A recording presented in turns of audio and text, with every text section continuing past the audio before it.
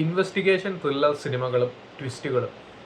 അതായത് ഒരു investigation thriller സിനിമയിൽ പല പല ചോദ്യങ്ങൾ നമുക്കുണ്ടാവും. അതായത് ആരാണ് ചെയ്തത്, എന്തിനാണ് ചെയ്തത്, എങ്ങനെയാണ് ചെയ്തത്.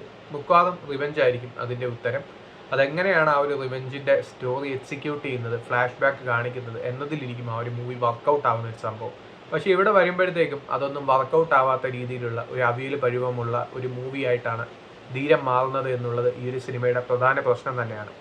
ഒരു ഇൻവെസ്റ്റിഗേഷൻ ത്രില്ലർ സിനിമയിൽ നമ്മൾ എക്സ്പെക്ട് ചെയ്യുന്ന പല സംഭവങ്ങളും നമ്മളെ സാറ്റിസ്ഫൈ ചെയ്യാതെ പോയ ഒരു മൂവിയാണ് ധീരം. സ്ക്രീൻ പ്ലേ ആണെങ്കിലും ഡയലോഗ്സ് ആണെങ്കിലും അതുപോലെ തന്നെ ട്വിസ്റ്റുകളുടെ എക്സിക്യൂഷൻ ആണെങ്കിലും ഒന്നും തന്നെ വർക്കൗട്ട് ആവാതെ പോകുന്നത് എന്നുള്ളതാണ് ഈ ഒരു സിനിമയുടെ വേറൊരു നെഗറ്റീവ്.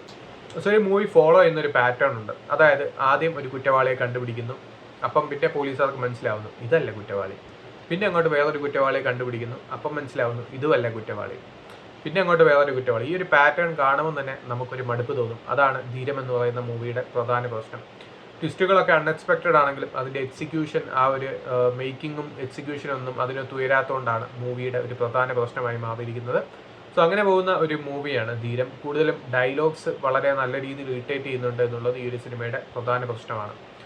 സോ ഈ ഒരു മൂവിയിൽ ഇൻവെസ്റ്റിഗേഷൻ ത്രില്ലറിന് വേണ്ട എക്സിക്യൂഷനോ മേക്കിങ്ങോ സ്ക്രീൻ പ്ലേയോ അല്ലെങ്കിൽ അതിനനുസരിച്ച് നമ്മളെ എൻഗേജ് ചെയ്യുന്ന രീതിയിലുള്ള ആ ഒരു ഹൂക്ക് ചെയ്യുന്ന രീതിയിലുള്ള മേക്കിങ്ങോ ഒന്നും തന്നെ ഇല്ലാത്തതാണ് ഈ ഒരു മൂവിയുടെ ഒരു നെഗറ്റീവ്. സോ അങ്ങനെ പോകുന്ന ഒരു മൂവിയാണ്. വയലൻസും ചിലതൊന്നും ആവശ്യമില്ലാത്ത രീതിയിലുള്ളതാണ് എന്ന് തോന്നുന്ന വയലൻസും ഉണ്ട്. അതുപോലെ ആദ്യം കാണിച്ചൊരു വയലൻസിൻ അത് സിനിമയിൽ വൈറ്റലാണ് എന്നും തോന്നി.